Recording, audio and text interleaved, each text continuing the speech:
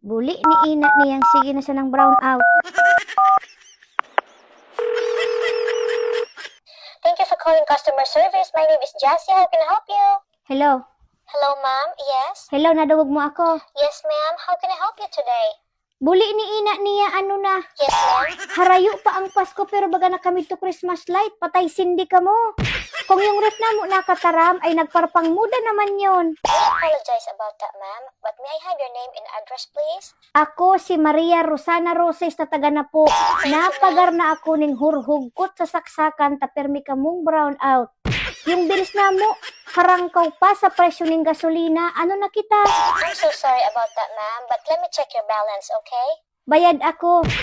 Pag namurhi kami ning sadong ardaw sa due date, apretado kamong uroto doon yung among kuryente. Ano? Gabayad kami ning kompleto, pero kamu gahapon kamu ning patay sindi gadamrag kamu ning brown out. Ma'am, Yung mga appliances ko nang gakauruyag, hari pa yun ning China. I'm so sorry to hear that, ma'am. Nakapilang palit na pati ako ning washing machine ta nauyag man. I understand, ma'am. Di man kami gabayad para mag brown out. Nanggigigil yung buray ko, buli ni ina niya. I understand your frustration, ma'am. I'm sorry for the inconvenience, but we are trying to fix the problem. Minanganing ilig ang tubig, permi pang brown out.